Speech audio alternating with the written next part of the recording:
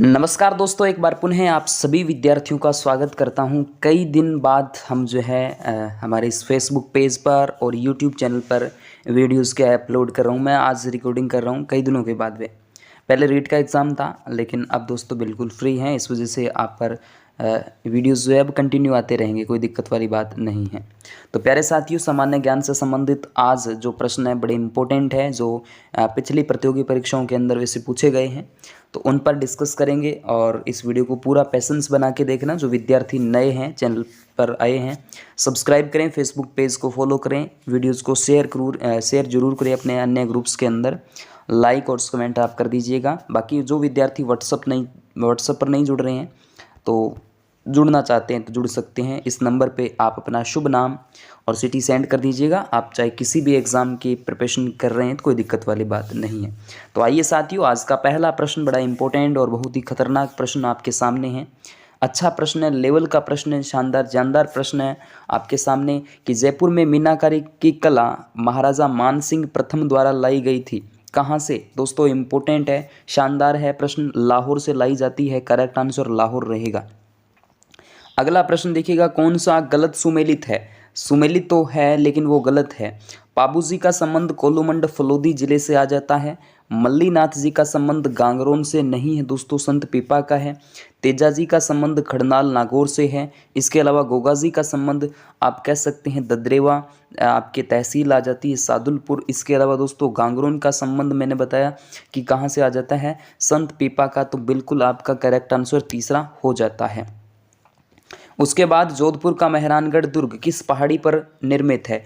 गिरी सुमेल का तो युद्ध है दोस्तों। बड़ी टेकरी नहीं, आपके चिड़िया टूक पहाड़ी बिल्कुल आ जाता है। और रामदेव जी का मंदिर मसूरिया पहाड़ी पर आ जाता है, जो कि आपके यहाँ देखिए चिड़िया टूक पहाड़ी बिल्कुल करेक्ट आंसर। मेहरानगढ़ दुर्ग यहीं पर स्थित है। निम्न में से कौन सा काल अजयराज सेकंड से संबंधित है? अच्छा प्रश्न है। देखिएगा, अजयराज सेकंड की बात हो रही है यहाँ पर। 4 नंबर आपका जो करेक्ट आंसर है वो 1105 एडी के समथिंग यहाँ पे करेक्ट आंसर नंबर 3 हो जाएगा। चलिए, गोसुंडी शिलालेख में कौन सी भाषा प्रयुक्त हुई है? गोसुंडी जो शिलालेख है उसके अंदर पहला ऑप्शन प्राकृत, हिंदी, संस्कृत, इसके अलावा दोस्तों राजस्थानी। तो गोसुंडी जो शिलालेख है इसके अंदर आपके संस्कृत भाषा जो है इसका प्रयोग हुआ है। चलिए अगला प्रश्न देखिए दोस्तों। यहाँ से अगला जो प्रश्न आपके सामने है कि मौर्ययुगीन बुद्ध स्तूप के पुरावशेष कहाँ से प्राप्त हुए हैं? दोस्तों कौन सी यहाँ पर सभ्यता है, कौन सा स्थान है यहाँ से जो है प्राप्त हुए हैं? मौर्ययुगीन बौद्ध स्तूप के पुरावशेष कहाँ से प्राप्त हुए हैं? दोस्तों यहाँ आप देख सकते हैं बैराट सभ्यता से प्राप्त हुए हैं। उसके बाद बात करते हैं भारत के संविधान की उद्देशिका में वर्णित शब्दों का सही अनुक्रम बताइए। दोस्तों शब्दों का सही अनुक्रम आपसे पूछा है, तो यहाँ आपका करेक्ट आंसर न्याय, स्वतंत्रता, समता और बहुधा है, जो यहाँ पे बिल्कुल करेक्ट आंसर हो जाएगा। चलिए उसके बाद आराम से प्रश्नों को समझते जाइएगा। राज्य के राजनीतिक गतिविधियों के संचालन हेतु किस राज्य में 1934 में प्रजामंडल की स्थापना होती है? तो सबसे पहले यहाँ पर देखिएगा 1934 है। यहाँ पर जो किस प्रजामंडल की स्थापना, सर्वाधिक जो प्रजामंडल की स्थापना वो 1934 के अंदर होती है, लेकिन जोधपुर प्रजामंडल बिल्कुल 108 का जो है 1 नंबर करेक्ट हो जाएगा।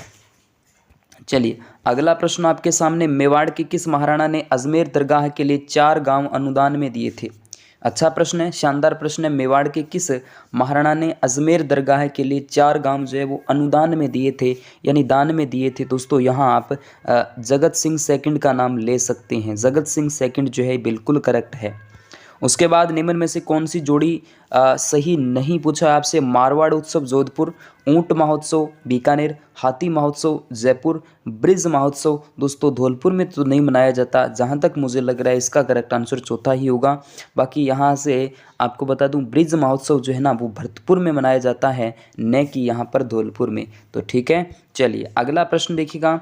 राजस्थान में त्योहारों की शुरुआत श्रावणी तीज से होती है और अंत, वो कहते हैं ना कि एक कहावत सुनी होगी, तीज त्योहारा बावड़ी ले डूबी गणगौर। तो गणगौर यहाँ से बिल्कुल करेक्ट आंसर हो सकता है। यहाँ पे देखिएगा बिल्कुल करेक्ट आंसर आपका हो जाएगा। उसके बाद बम रसिया कौन से क्षेत्र का लोकप्रिय लोक नृत्य है? दोस्तों बम रसिया यहाँ पे देख सकते हैं अलवर भरतपुर का यहाँ पे बम रसिया लोक नृत्य आ जाता है।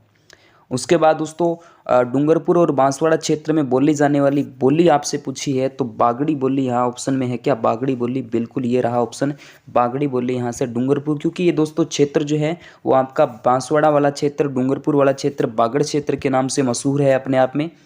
उसके बाद निम्न में से जोड़ों को सुमेलित नहीं है, सुमेलित नहीं पूछा है आपसे, तो यहाँ आप देख सकते हैं सज्जनगढ़ उदयपुर में, रणथंभौर सवाई माधोपुर में, सरिस्का अलवर में, रामसागर धौलपुर में है, न कि कोटा में है। तो चौथा यहाँ पे बिल्कुल करेक्ट आंसर है, रामसागर जो है धौलपुर में आ जाता है। तो 114 का चौथा बिल्कुल करेक्ट है। सूखा संभावित क्षेत्र कार्यक्रम, बहुत इंपॉर्टेंट प्रश्न है, शानदार प्रश्न है, इंपॉर्टेंट है। तो सूखा संभावित क्षेत्र जो है 1974-75 के अंदर इसका जो प्रारंभ है होता है। सूखा संभावित क्षेत्र, रटिएगा इस प्रश्न को शानदार तरीके से, सूखा संभावित क्षेत्र, ठीक है। सूखा संभावित क्षेत्र 114 जो है इसका आपका चौथा सूखा संभावित क्षेत्र 100, ये तो चंबल विकास का था ना, ये तो चंबल विकास का, ये आ जाएगा 88-89 के अंदर, है ना। 115 नंबर है ना इसका आपका चंबल विकास क्षेत्र कार्यक्रम, 2-3 है। चंबल विकास क्षेत्र कार्यक्रम 1977-78 और 88-79 और 74-75 सूखा संभावित क्षेत्र। तो सूखा संभावित क्षेत्र तो 75, अच्छा ठीक है, सूखा संभावित क्षेत्र पूछा आपसे, तो 1975 बिल्कुल करेक्ट है। राजस्थान के दक्षिणी पूर्वी पहाड़ी क्षेत्रों में आदिवासियों द्वारा उपयोग में ली जाने वाली कृषि जो है, पहाड़ी क्षेत्रों में ची माता, वालरा कुमारी दीपा, यहाँ देखिएगा ची माता नहीं आपका वालरा हो जाती है, पहाड़ी क्षेत्रों में यहाँ पर देख सकते हैं। 116 नंबर का 1 नंबर।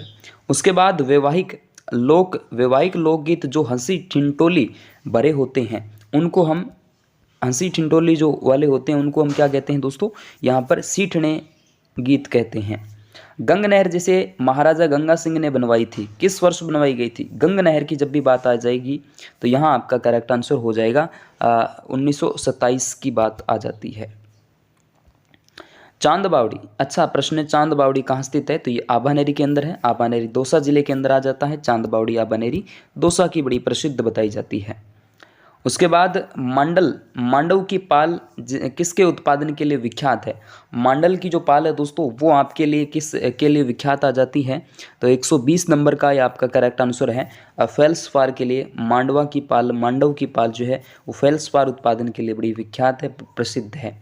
तो ये दोस्तों आपके 20 प्रश्न जो हैं आज की इस वीडियो में हमने डिस्कस किए हैं। आगे के जो 20 प्रश्न हैं उन पर भी हम थोड़ा सा समय मिलते ही डिस्कस करेंगे। जो विद्यार्थी जुड़ रहे हैं तो आप इसको वीडियोज़ को शेयर वगैरह करते रहें। Okay, thank you.